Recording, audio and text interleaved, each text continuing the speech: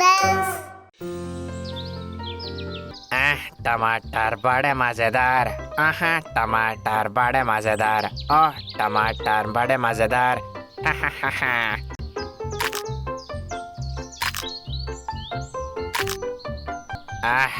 Super ಆಗಿದೆ ಇದ್ರ taste. ಗಮ್ಮತ್ತಾಯ್ತು ಕಣೋ. ಇದು ನವೆಂಬರ್ ತಿಂಗಳು. ಒಂದು ಮಿಡತೆ ಕೆಳಗಡೆ ಕುತ್ಕೊಂಡು ಹುಲ್ಲನ್ನು ತಿಂತಾ ಇರುತ್ತೆ. ವಾ ಏನ್ ಜೀವನ, ಚೆನ್ನಾಗಿರೋ ಹುಲ್ ತಿಂದು ಇಡೀ ದಿನ ಗಮ್ಮತ್ ಮಾಡೋದಷ್ಟೇ.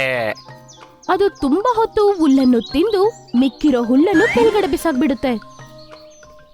ಆಗ ಒಂದು ಪಾರಿವಾಳ ಅವನ ಹತ್ರ ಬಂದು ಹೇಳುತ್ತೆ, ಅರೆ ನಿನಗೆ ಎಷ್ಟು ಬೇಕಿತ್ತು ಅಷ್ಟೇ ಹುಲ್ಲನ್ನ ತುಂಡು ಮಾಡಬೇಕಿತ್ತಲ್ಲ.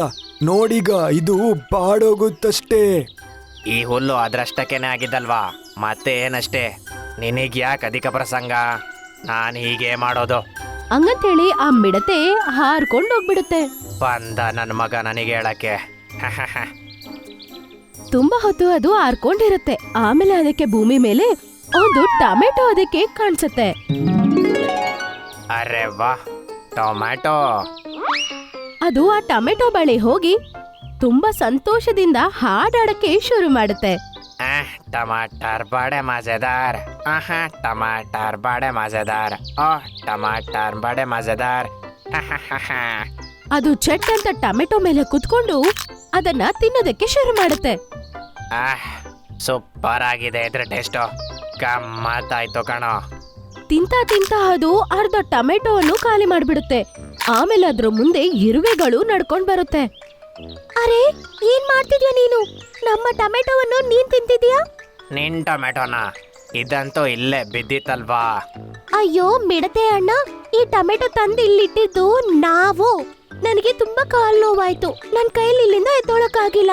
ಅದಕ್ಕೆ ನಾನು ಇಲ್ಲಿಂದ ಹೋಗಿ ನನ್ನ ಫ್ರೆಂಡ್ಸ್ ಅನ್ನು ಕರ್ಕೊಂಡ್ ಬರಕ್ ಹೋದೆ. ಅಷ್ಟ್ರಲ್ಲಿ ನೀನ್ ಇದನ್ನ ತಿನ್ಬಿಟ್ಟಿದ್ಯಾ? ಅರೆ ರೇ ಛೇ, ನನ್ನಿನ್ ತಪ್ಪಾಯ್ತು. ಅರ್ಧ ತಿಂದಾಯ್ತು, ಅರ್ಧ ನಾನು ನಿನ್ ಮನೆ ಹತ್ರ ತಂದಿಡ್ತೀನಿ. ಈ ಟೊಮೆಟೊ ಇವತ್ ತಿನ್ನೋದಕ್ಕೋಸ್ಕರ ನಾವು ತಗೊಂಡೋಗ್ತಿರ್ಲಿಲ್ಲ. ಚಳಿಗಾಲ ಬೇರೆ ಬರ್ತಾ ಇದೆ. ಚಳಿಗಾಲದಲ್ಲಿ ಆಹಾರ ಹುಡುಕಿದ್ರೂ ಕೂಡ ಸಿಗಲ್ಲ. ಅದರಿಂದ ನಾವು ಆಹಾರವನ್ನು ಕೂಡಿಡ್ತಾ ಇದ್ದೀವಿ. ನೀನು ಅರ್ಧ ತಿಂದಿರುವ ಈ ಟೊಮೆಟೊವನ್ನು ಎತ್ಕೊಂಡೋದ್ರು ಕೂಡ ರಾತ್ರಿ ಒಳಗಡೆ ಇದು ಕೆಟ್ಟೋಗುತ್ತೆ. ಇದರಿಂದ ನಮ್ಗೆ ಏನೂ ಉಪಯೋಗ ಇಲ್ಲ. ಏನಂದೆ? ಚಳಿಗಾಲಕ್ಕೆ ಈಗ್ಲೇನಾ? ಹಾ, ನಾವು ಚಳಿಗಾಲಕ್ಕೋಸ್ಕರ ಇವಾಗ್ಲಿಂದಾನೇ ಆಹಾರ ಕೂಡಿಡ್ತಿದೀವಿ. ಯಾಕಂದ್ರೆ ಚಳಿಗಾಲದಲ್ಲಿ ಹೋದ ವರ್ಷ ತುಂಬಾ ಜಂತುಗಳು ತೀರ್ ಹೋಗ್ಬಿಡ್ತು. ಸರಿ, ಹಾಗಾದ್ರೆ ನೀನ್ ಈ ಟೊಮ್ಯಾಟೋದ ಪ್ಲಾಂಟೇಶನ್ ಹತ್ರ ಕರ್ಕೊಂಡೋಗು. ಒಂದ್ರ ಬದ್ಲಿಗೆ ಎರಡನ್ನ ತೆಗ್ದು ಕೊಡ್ತೀನಿ ನಾನು. ಅದನ್ ಕೇಳಿಸ್ಕೊಂಡು ಇರುವೆಗಳು ಸಂತೋಷ ಪಡ್ತವೆ. ಆಮೇಲೆ ಮಿಡತೆ ಅವರೆಲ್ಲರ ಜೊತೆ ಟೊಮೆಟೊ ತೋಟಕ್ಕೆ ಹೋಗಿ ಅವ್ರಿಗೋಸ್ಕರ 2 ಟೊಮೆಟೊಗಳನ್ನ ಕೆಳಗಡೆ ಕಿತ್ತು ಹಾಕತ್ತೆ. ನೋಡಿ, ಒಬ್ಬನೇ ಇದ್ರು ನಾನು ಹೇಗಿದ್ದಾನೆ ಎತ್ತೀನಿ ಅಂತ. ಮಿಡತೆ ಟೊಮೆಟೊನು ಎತ್ಕೊಳ್ಳೋಕೆ ಟ್ರೈ ಮಾಡುತ್ತೆ, ಆದ್ರೆ ಅದು ತುಂಬಾನೇ ಹೆವಿ ಆಗಿರುತ್ತೆ. ಅರೆ ತುಂಬಾ ವೆಯ್ಟ್ ಇದೆ ಇದು. ಇದನ್ನ ಹೇಗ್ ತಗೊಂಡೋಗೋದು ನಿನ್ ಮನೆ ತನಕ? ಅದನ್ನ ಕೇಳಿಸ್ಕೊಂಡು ಇರುವೆಗಳು ತುಂಬಾ ಬೇಜಾರಾಗ್ತವೆ. ಆಗ ಮಿಡತೆ ಒಂದು ಐಡಿಯಾ ಹಾಕುತ್ತೆ. ಇದನ್ನ ಎತ್ತಕ್ಕಾಗಲ್ಲ, ಹೌದು, ಆದ್ರೆ ರೋಲ್ ಮಾಡ್ತಾ ಎಲ್ಲಿಗೆ ಬೇಕಾದ್ರೂ ತಗೊಂಡೋಗ್ಬೋದಲ್ಲ.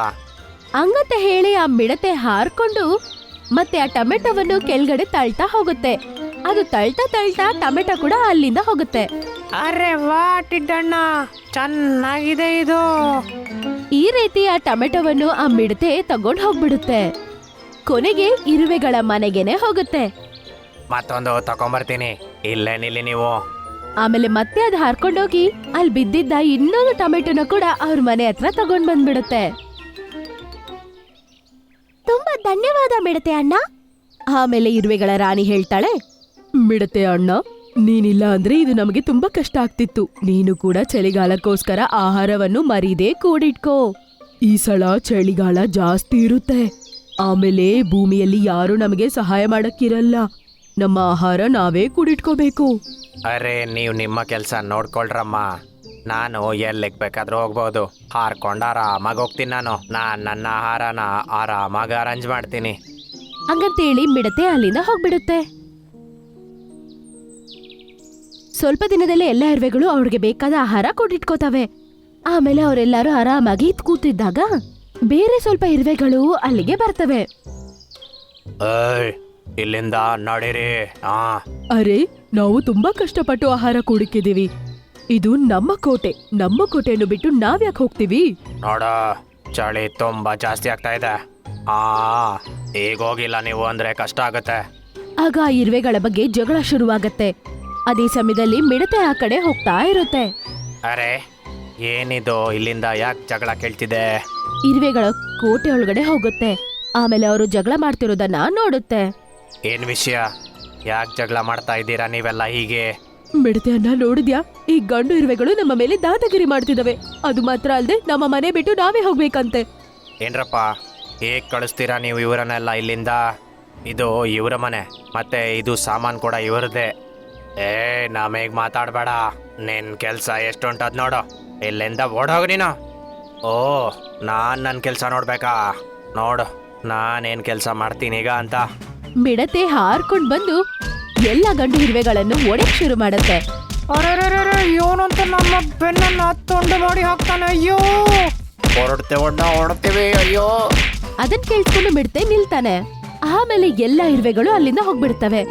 ಅಣ್ಣ, ನಿನಗೆ ನಿಜವಾಗ್ಲೂ ತುಂಬಾ ತುಂಬಾ ಧನ್ಯವಾದಗಳು. ಏನ್ ಸಮಸ್ಯೆ ಇಲ್ಲ ಕಣ್ರಮ್ಮ, ನಾನು ಹೊರಡ್ತೀನೀಗ. ಅದು ಆ ಗೂಡಿಂದ ಆಚೆ ಬಂದಿದ ನಂತರ ಸಾಯಂಕಾಲದವರೆಗೂ ತಿರುಗ್ತಾನೇ ಇರುತ್ತೆ. ಚಳಿ ಜಾಸ್ತಿ ಆಗಿರುತ್ತೆ, ಮಂಜು ಬೀಳ್ತಿರುತ್ತೆ. ಅದಕ್ಕೆ ಹಸಿವಾಗಿರುತ್ತೆ, ಹಾರಕ್ಕೂ ಆಗ್ತಿರಲ್ಲ. ಅರೆ, ಮಂಜೆ ಕಾಣ್ತಾ ಇದೆಯಲ್ಲ ಎಲ್ಲೋನು, ಏನು ಆಹಾರ ಕಾಣ್ತಾನೆ ಇಲ್ಲ. ಏನ್ ತಿನ್ನೋದು ನಾನೀಗ? ಅದು ಅಲ್ಲಿಂದ ಹಾರ್ಕೊಂಡು ಹೋಗ್ಬಿಡ್ಬೇಕಂತ ಎಷ್ಟೋ ಟ್ರೈ ಮಾಡ್ತಿರುತ್ತೆ.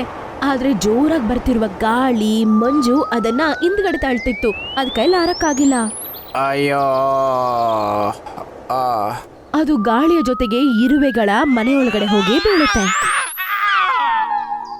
ಮತ್ತೆ ಅದನ್ನ ನೋಡಿ ಇರುವೆಗಳು ತುಂಬಾ ಭಯ ಪಟ್ಬಿಡ್ತವೆ. ಅಯ್ಯೋ, ಇದು ನಮ್ಮ ಮಿಡತೆ ಅಣ್ಣ. ಇವ್ನ್ಗೆ ಯಾಕೆ ಹಿಂಗಾಯ್ತು? ಯಾರ್ ಮಾಡಿದ್ರು? ಇಲ್ಲ, ಚಳಿಯ ಕಾರಣದಿಂದ ಹಿಂಗಾಗಿರ್ಬೇಕಂತ ಅನ್ಸುತ್ತೆ. ಈಗ ನಾವು ಏನ್ ಮಾಡೋದು? ನಾವು ಕಟ್ಟಿಗೆಗಳನ್ನ ಕೂಡಿಟ್ಟಿದ್ವಲ್ವಾ, ಅದನ್ನ ಎತ್ಕೊಂಡ್ಬಂದು ಬೇಗ ಇವ್ರ ಮುಂದೆ ಬೆಂಕಿ ಹಾಕು. ಅಷ್ಟರಲ್ಲಿ ನಾವು ತಂದಿಟ್ಟಿರುವ ಆಹಾರದಲ್ಲಿ ಏನಾದ್ರೂ ಔಷಧಿ ಇದೆಯೇನೋ ನೋಡ್ತೀನಿ. ಹಂಗಂತ ಹೇಳಿದ ತಕ್ಷಣ ಬೇರೆ ಇರುವೆಗಳು ಅದರ ಮುಂದೆ ಬೆಂಕಿಯನ್ನು ಹಾಕ್ತಾರೆ.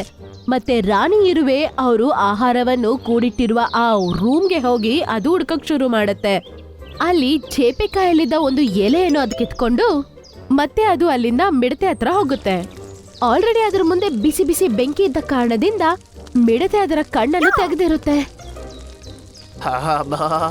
ಆ ಬೆಂಕಿಯಿಂದ ಸ್ವಲ್ಪ ಸಮಾಧಾನ ಆಗ್ತಾ ಇದೆ. ಹಬ್ಬಬ್ಬಾ, ಸಾಕು, ಧನ್ಯವಾದ. ಅಯ್ಯೋ, ಇದ್ರಲ್ಲಿ ಧನ್ಯವಾದ ಹೇಳಕ್ಕಿದೆ ಅಣ್ಣ. ನೀನು ಕೂಡ ನಮ್ಮನ್ನ ಅವ್ರ ಹತ್ರದಿಂದ ಕಾಪಾಡ್ದೆ ಅಲ್ವಾ? ಆ ದಿನ ನೀನ್ ಕಾಪಾಡಿಲ್ಲ ಅಂದ್ರೆ ಈ ದಿನ ನಮ್ಗೂ ಕೂಡ ಈ ಗತಿನೇ ಇರ್ತಾ ಇತ್ತು.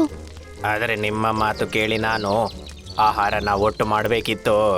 ಈ ಪರಿಸ್ಥಿತಿಗೆ ಬರ್ತಿರ್ಲಿಲ್ಲ. ನೀನ್ ಹಸುವಿನಲ್ಲಿ ಕಷ್ಟಪಡ್ಬೇಕಾಗಿರೋ ಅವಶ್ಯಕತೆ ಇಲ್ಲ. ತಗೋ, ಈ ಎಲೆಯನ್ನು ತಿನ್ನು.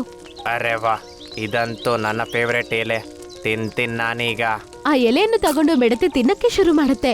ಆ ಅಗ್ನಿಯ ಮುಂದೆ ಕುತ್ಕೊಂಡಿರೋದ್ರಿಂದ ಅದರ ಚಳಿನೂ ಹೋಗ್ಬಿಡುತ್ತೆ. ಮತ್ತೆ ಆ ಎಲೆ ತಿಂತ ಹಸುವು ಕೂಡ ಹೋಗ್ಬಿಡುತ್ತೆ.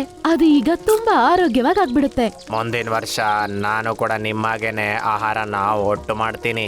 ಮತ್ತೆ ನಿಮ್ಮ ಜೊತೆಗೇನೆ ಇದೇ ಬಿಲ್ದಲ್ಲಿ ಚಳಿಗಾಲ ನೋಡ್ತೀನಿ. ಅದರ ನೋಡಿ ಎಲ್ಲ ಇರುವೆಗಳು ಸಂತೋಷ ಪಡ್ತವೆ. ಮತ್ತೆ ಎಲ್ಲರೂ ಆ ಅಗ್ನಿಯ ಮುಂದೆ ಕುತ್ಕೊಂಡು ತುಂಬಾ ಮಾತಾಡಕ್ ಶುರು ಮಾಡ್ತವೆ.